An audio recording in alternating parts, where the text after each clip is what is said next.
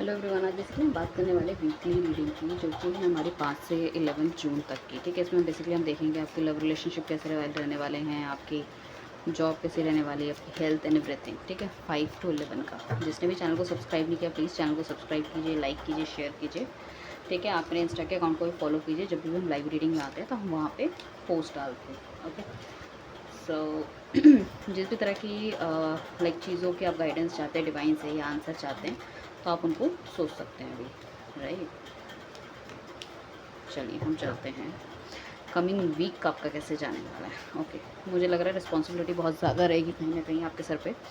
वो अपनी प्रोफेशनली भी हो सकती है, लव रिलेशनशिप में भी हो सकती है रिस्पॉन्सिबिलिटी। आने वाले टाइम पे बहुत ही एक मेजर फाइट आप दोनों के बीच में मुझे दिख रही है, चाहे आप हस्बैंड वाइफ है, चाहे यू नो लव रिलेशनशिप में कुछ ना कुछ मूव ऑन होने की सोच सकता है, आइदर यू और योर पार्टनर, कोई भी एक बंदा कहीं ना कहीं। एंड या फिर कुछ चीज़ों में मुझे ऐसा लग रहा है कि हैंग्ड मैन वाली सिचुएशन, आप समझ ही नहीं पा रहे हो कि आपको करना क्या है। You don't want to take any step, मतलब कुछ सोच समझ ही नहीं आ रही है आपको कि आप कुछ करें या ना करें। हैंगमैन वाली सिचुएशन है, मतलब एक लटके पड़े हो, आपको समझ नहीं आ रहा। आपका पास्ट बहुत ही मुझे लग रहा है सुकून में रहा होगा हर चीज़ों में, बट प्रेजेंट जो है आपका कहीं ना कहीं मुझे लग रहा है बहुत ही स्ट्रगल वाला लग रहा है मुझे।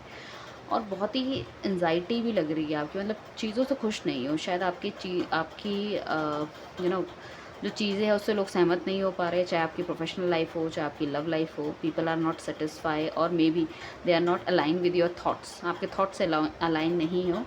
और आप जैसे कि अपनी चीज़ें साबित करने में लगे हो। ये हो सकता है आपके लव रिलेशनशिप में भी अपने पार्टनर की काफ़ी सारे इश्यूज़ हैं, ट्रस्ट इश्यूज़ हो सकते हैं आपके पार्टनर को, और आप उन्हें शायद सारी चीज़ों की मतलब अपनी वकालत करते करते आप थक चुके हो। आपको लग रहा है कि बेटर है इस रिलेशनशिप को ख़त्म कर देना चाहिए, कुछ ऐसी वाली पोजीशन भी मुझे लग रही है।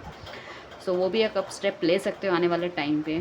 ठीक है, एंड बट हाँ, रिस्पॉन्सिबिलिटी जो निभा रहे हो, आप सोच रहे हो कि यू टर्न ले लो, सारी चीज़ छोड़ दो, तो आपको यू टर्न नहीं लेना। Things will be go very smoothly later on. थोड़ा सा टाइम आपको देना पड़ेगा चीज़ों को। लव रिलेशनशिप में भी आपको लग रहा है कि इफ़ इन केस अगर आप सिर्फ गिविंग एनर्जी में और आपको उतना रिसीव नहीं हो रहा, सो आपको थोड़ा सा वेट करना पड़ेगा। और कहीं ना कहीं मुझे ऐसा लग रहा है कि आपकी लाइफ में गिविंग एनर्जी के साथ साथ आपकी रिसीविंग एनर्जी भी आएगी, आपको भी कुछ मिलेगा।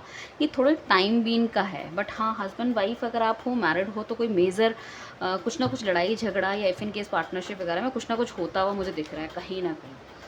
ठीक है, एंड थोड़े से कार्ड और हम निकाल लेते हैं ताकि हम चीज़ों को एलैबोरेट कर सकें। भाई इतनी प्रॉब्लम्स आ रही है तो उसका सोल्यूशन क्या है, क्या कुछ अच्छा भी होगा या नहीं होगा।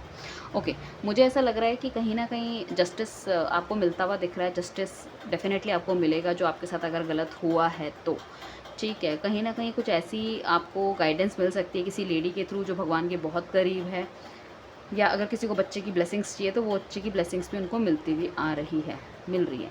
डिवाइन आपको कह रहा है कि उन पर भरोसा रखिए, चीज़ें बहुत जल्द सही होंगी, सब कुछ संभलेगा, सब कुछ ओके होगा। एंड ऑफ द ईयर हो सकता है कुछ लोगों के लिए, राइट। एंड मे बी अक्टूबर नवंबर दिसंबर के बीच में थोड़ा सा फेवरेबल मूवमेंट दिख रहा है।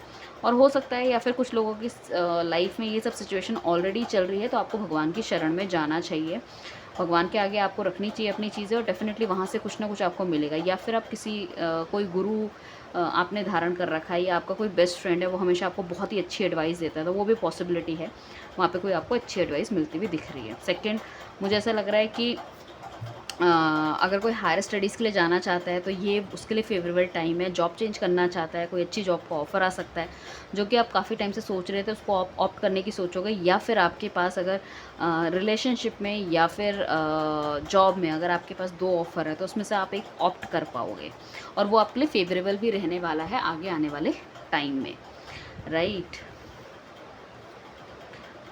सो थोड़ा सा और देखने की कोशिश करते हैं हम चीज़ों को, ताकि हम ज़्यादा एलैबोरेट करके आपको बता सकें। ओके, फिर हमारे पास देखो जजमेंट का कार्ड आ गया कहीं ना कहीं। ठीक है। रिलेशनशिप देखो आपका बिल्कुल ऐसा नहीं है कि कुछ लोगों को तो बिल्कुल ख़त्म हो जाएगा, बट आप या आपके पार्टनर जो है कोई ईगोइस्टिक हैं बहुत ज़्यादा, जो झुकना नहीं चाहते, अपनी गलतियों को मानना नहीं चाहते। It could be a possibility उनके साथ रिलेशनशिप आपके ख़त्म हो सकते हैं, ठीक है। सो आपको देखना है कि आपकी कितनी गलतियाँ हैं, या अगर आपकी गलती है तो डेफ़िनेटली आपको मानना चाहिए, उस गलती को स्वीकार करना चाहिए, क्योंकि अगर ईगो में हम चलाएँगे रिलेशनशिप तो रिलेशनशिप विल नॉट वर्क। तो वो भी आपको सोचना चाहिए, ठीक है। एंड देखिए कुछ लोगों का ये वाला इशू हो सकता है कि कुछ लोग, मुझे लग रहा है कि इसमें नो कॉन्टैक्ट सिचुएशन में भी है, या आप कमिटमेंट चाह रहे थे, इस वजह से आपका पार्टनर आपसे बात नहीं करना चाहता, या ऑन एंड ऑफ वाली सिचुएशन कर लिया, या आपको क्लैरिटी नहीं मिल पा रही, कुछ इस तरह की चीज़ें।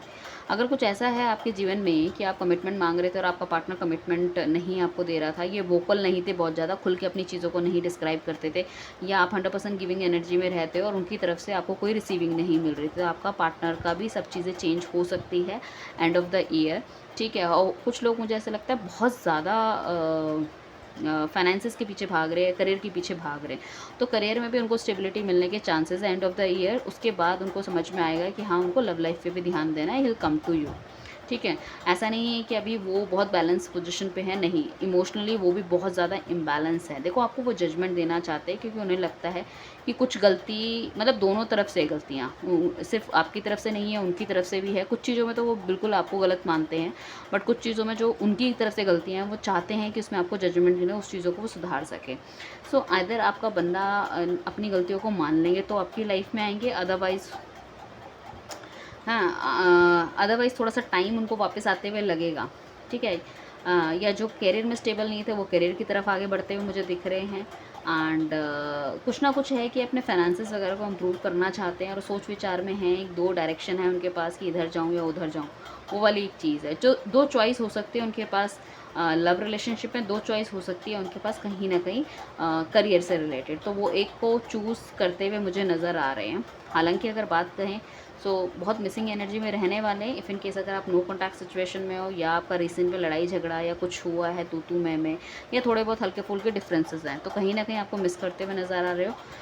उनकी लाइफ में चीज़ें तो हैं, but they are stuck in to you, आप में स्टक है वो। इफ़ इन केस अगर आप मैरिड हो तो बच्चे की ब्लेसिंग्स आपको मिलती हुई दिख रही है, जो आपकी लाइफ में क्या जो नेगेटिव सिचुएशन है उसको सडनली चेंज करेगी। या तो आप कंसीव कर सकते हो, या आपने कंसीव कर रखा है ना, तो आपके पार्टनर को थोड़ा सा ये रहेगा कि हाँ भाई, अब इनके साथ मुझे कुछ गलत नहीं करना है, या कुछ चीज़ों में वो खुद ही झुक जाएंगे, इस तरह की चीज़ें हो सकती है, ठीक है। सो ऑन द ऑल अगर हम देखें, सो काफ़ी ज़्यादा स्ट्रगल वाला हफ्ता ये आपके लिए रहने वाला है, बट चीज़ों से आप निकल पाएंगे। देखिए, आप गलत मत कीजिए किसी को, अगर किसी ने गलत किया है आपके साथ या गलत हो गया है आपके साथ, दोनों ही चीज़ें हैं, सो उस चीज़ में आपको डेफिनेटली जस्टिस मिलेगा डिवाइन की तरफ से, आपको थोड़ा सा वेट करना पड़ेगा, राइट। चलिए, चलते हैं हम फिर नेक्स्ट रीडिंग की तरफ, मिलते हैं next week. Thank you everyone, bye.